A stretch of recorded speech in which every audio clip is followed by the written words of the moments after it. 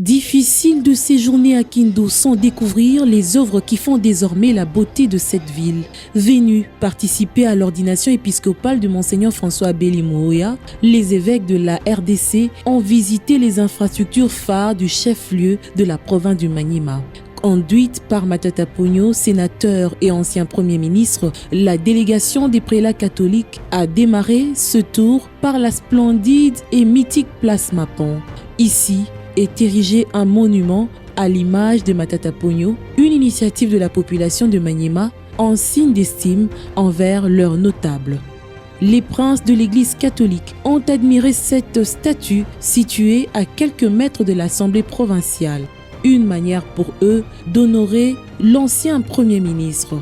La géographique qui détermine le développement des nations, c'est plutôt le leadership. Comme celui de Jésus. Voilà. Celui de Jésus. Voilà. C'est ça. Le leadership, c'est ton cheval de bataille. C'est mon cheval de bataille. Oui. Ils ne sont pas les seuls, la population elle aussi rejoint le site en vue d'admirer cette œuvre. Ce cadre est vraisemblablement aménagé à l'image de la place des évolués de Kinshasa. Ici, un écran géant a été placé à l'initiative de Matata Ponyo pour permettre aux habitants environnants de se retrouver pour des grands événements. Cette ronde va ensuite les conduire à l'université Mapon. Ces hommes des dieux sont, dès le premier regard, émerveillés par la qualité des infrastructures et le sens d'organisation. Une petite balade s'improvise pour contempler la verdure et la beauté du jardin. Monsieur Matata Ponyo mérite d'être ici parmi les Congolais les plus respectables. Ce qu'il a fait de Kindu, c'est déjà une partie de la République qui est élevée, une population qui se sent lancée et une population qui en avait besoin. Si chaque Congolais qui était élevé à son rang arrivait à faire comme lui, on aurait donc un village où il y aurait plusieurs foyers de feu et qui serait alors éclairé. Leur guide les conduira dans la salle qui accueille les étudiants de première année. La technologie des pointes est mise à la disposition de ces apprenants. Tableau électronique remplace désormais l'usage de la craie. Dans les laboratoires, le matériel de dernière génération épate les hôtes de Matata Ponyo qui ont salué cette initiative. On ne peut pas rester indifférent par rapport à ce qu'on a vu, qui en résumé montre que ce pays peut être développé quand il y a la bonne volonté. Ils ne peuvent qu'encourager celui qui a, avec ses collaborateurs, qui a mis en place toutes ces infrastructures. Vous savez que la préoccupation de l'Église, c'est le bien-être de la population. Et tout ce qu'on a vu ici, c'est pour servir la population. Quand les évêques prennent des positions sur les questions sociopolitiques, ce n'est pas qu'ils veulent devenir des ministres, des députés, le président de la République. C'est pour amener nos dirigeants à pouvoir servir le peuple de Dieu qui est sous les responsabilités pastorales. Donc c'est un encouragement pour eux, c'est une satisfaction pour eux. Je crois que c'est aussi un exemple à recommander aux autres pour que le pays aille de l'avant. Jusque-là, Kindu était comparé à ma ville natale, Bandundu-ville. Mais aujourd'hui, Kindu a décollé grâce aux convictions et aux efforts et aux abnégations des sacrifices du ventre d'une personne. Là où un préfère aller faire de l'argent du Congo une cité d'ambiance, lui a fait une cité économique avec des preuves palpables, des jeunes qui sont aujourd'hui fiers d'être de cette ville parce qu'ils ont étudié dans une école distinguée.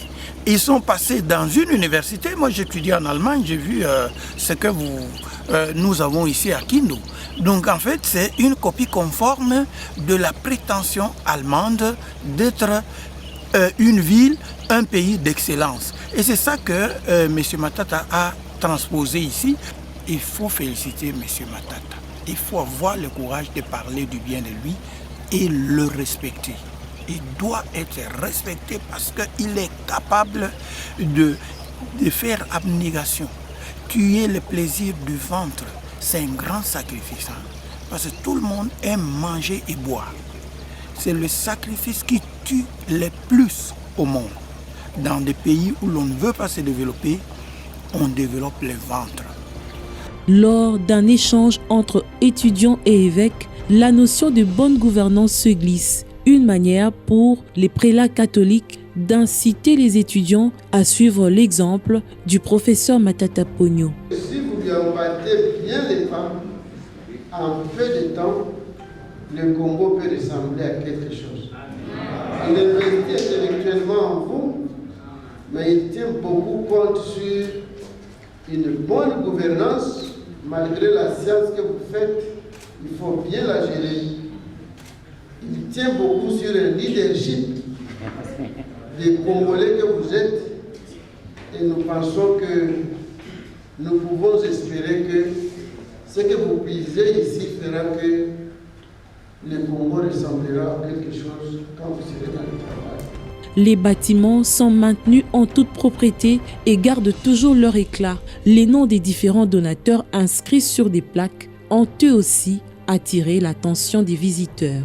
La cité de Lumbu-Lumbu est complète. Juste avant l'université, une école primaire et secondaire est construite. Elle forme et garantit l'avenir de l'élite congolaise. Des principes d'inscription sont des rigueurs dans ce complexe scolaire. Seuls les élèves ayant plus de 65% peuvent être admis. La notion de la gratuité était déjà mise en application avant que l'État congolais ne l'impose. Nous avons 90 élèves en première année. Généralement, nous avons en sixième année à peu près 30 ou 35 maximum. Parce que tout est gratuit ici. Non seulement le Minerval, mais on donne les pilotes, les chemises, les chaussettes, les cinglés, la sacoche, les livres, on donne, tout est gratuit. Et à midi, il y a un repas chaud. À midi, il y a un repas chaud. Oui, tout est gratuit. Il y a de quoi susciter l'enthousiasme des visiteurs.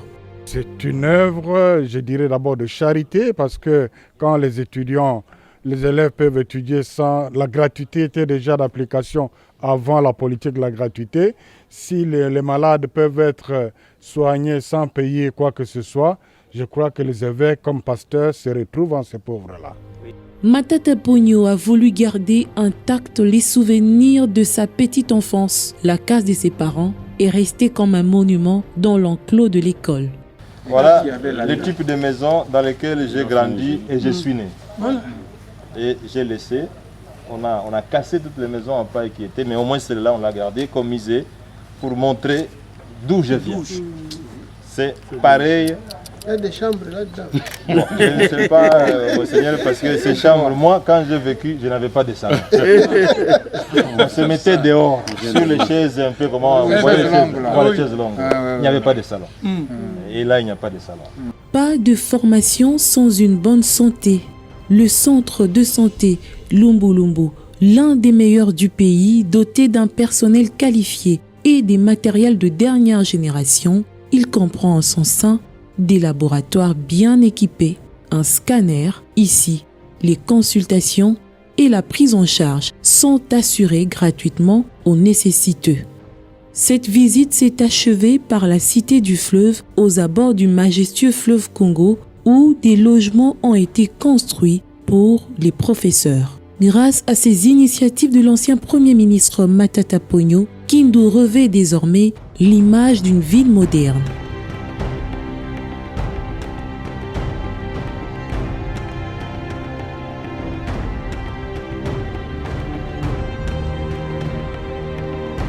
Ces réalisations sont à mettre dans l'actif de sa fondation qui a orienté ses actions dans le social pour le bien-être de la population.